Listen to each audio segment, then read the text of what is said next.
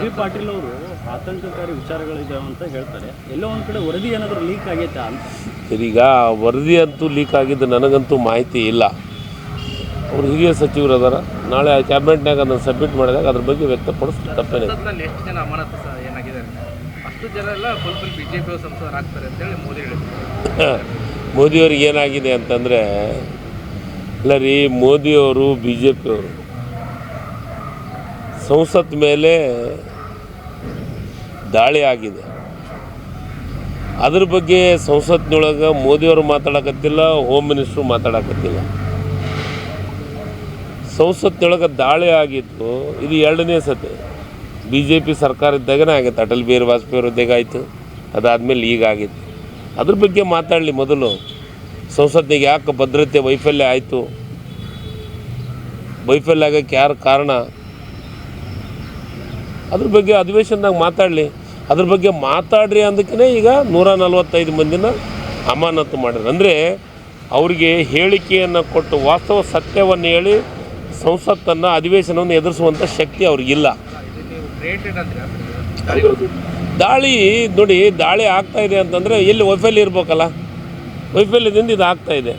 ಅದ್ರ ಬಗ್ಗೆ ಮಾಹಿತಿ ಕೊಡಲಿ ಅಧಿವೇಶನದಾಗ. ಅಧಿವೇಶನ ನಡೆಯೋದು ಅದಕ್ಕೆ, ಹೊರಗಡೆ ಬಂದು ಮಾಹಿತಿ ಕೊಡೋದಲ್ಲ.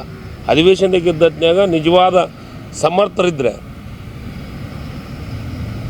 ಅವರಿಗೆ ದೇಶದ ಬಗ್ಗೆ ಮತ್ತು ವಾಸ್ತವ ಸತ್ಯ ಬಗ್ಗೆ ಹೇಳುವ ಸಾಮರ್ಥ್ಯ ಇದ್ದರೆ ಅಧಿವೇಶನದಾಗ ಹೇಳಿಕೆಯನ್ನು ಕೊಡಲಿ. ಅದು ರೆಕಾರ್ಡ್ ಆಗುತ್ತೆ, ಈ ದೇಶಕ್ಕೆ ಒಂದು ಸಂದೇಶ ಕೊಟ್ಟಂಗೆ ಆಗುತ್ತೆ. ಅದನ್ನು ಬಿಟ್ಟು ನಾನು ಹೇಳ್ಬೋದಾಗಿತ್ತು, ನಾನು ಬರ್ತೀನಿ, ನಾನು ಉತ್ತರ ಕೊಡ್ತೀನಿ, ನೀವೆಲ್ಲರೂ ಸಮಾಧಾನದಿಂದ ಕುಂದ್ರಿ ಅಂತಂದು ಇವತ್ತಿನವರೆಗೂ ಯಾರೂ ಬಂದು ಅದ್ರ ಬಗ್ಗೆ ಮಾತಾಡೋಂಥ ಸೌಜನ್ಯ ತೋರಿಸಿಲ್ಲ. ಪ್ರಧಾನಮಂತ್ರಿ ಇರ್ಬೋದು, ಗೃಹ ಮಂತ್ರಿಗಳಿರ್ಬೋದು. ನಾಚಿಕಾಗಲ್ಲ ಇವ್ರಿಗೆ. ಅಮಾನತು ಮಾಡ್ತಾರೆ. ಒಂದು ಪ್ರಜಾಪ್ರಭುತ್ವ ವ್ಯವಸ್ಥೆಯೊಳಗೆ ಪ್ರಜಾಪ್ರಭುತ್ವನ ಕಗ್ಗೊಲೆ ಮಾಡ್ತಾಯಿದ್ದಾರೆ. ಲೋಕಸಭಾ ಸದಸ್ಯರವರು ಆಯ್ಕೆ ಆದಂಥವ್ರು, ಜನರಿಂದ ಆಯ್ಕೆ ಆದಂಥವ್ರನ್ನ ನೀವು ಅಮಾನತು ಮಾಡ್ತೀರಿ ಅಂತಂದರೆ ನಿಮಗೆ ಯಾವ ನೈತಿಕ ಹಕ್ಕಿದೆ? ನೀವು ಸಂಸತ್ತನ್ನೇ ಕಾಪಾಡೋಕ್ಕಾಗಲಾರ್ದ್ರು ಈ ದೇಶವನ್ನು ಏನು ಕಾಪಾಡ್ತೀರಿ?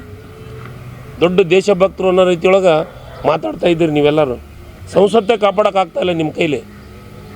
ನಿಯಮ ಮಂಡಳಿ ಯಾಕೆ ಹಗ್ಗ ಜಗ್ಗಾಟ ಆಗ್ತದೆ? ಇವತ್ತು ಪಟ್ಟಿ ಬಿಡುಗಡೆ ಆಯ್ತು ಅಂತ ಹೇಳ್ತಾರೆ, ಡೆಲ್ಲಿಗೆ ಹೋಗ್ತೀರಿ ಸರ್. ಇನ್ನೂ 6 ತಿಂಗಳಾಗೈತೆ, ಏನು ಅಷ್ಟು ಅರ್ಜೆಂಟ್ ಐತೆ? ಹಾಕ್ತೀವಿ ಪಟ್ಟಿ. ಫೈನಲ್ ಆದಾಗ ನಿಮಗೆ ಹೇಳ್ಬೇಕಲ್ಲ, ನಾವು ಮಾಧ್ಯಮದವ್ರಿಗೆ ಪಟ್ಟಿನೂ ನಿಮಗೆ ಕೊಡಬೇಕು. ಕೊಟ್ಟ ಮೇಲೆ ನೀವೇ ಪ್ರಕಟಣೆ ಮಾಡ್ತೀರಿ.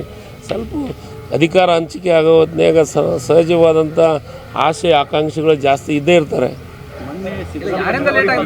ಬಗ್ಗೆ ನಾನು ಮಾಹಿತಿ ತರ್ಸ್ಕೊಂತ ಇದ್ದೀನಿ. ಹೌದೌದು, ಅದು ಸ್ವಲ್ಪ ಸಮಸ್ಯೆ ಇದೆ, ನಾನು ಕರ್ಸೋದು ಮಾತಾಡ್ತೀನಿ.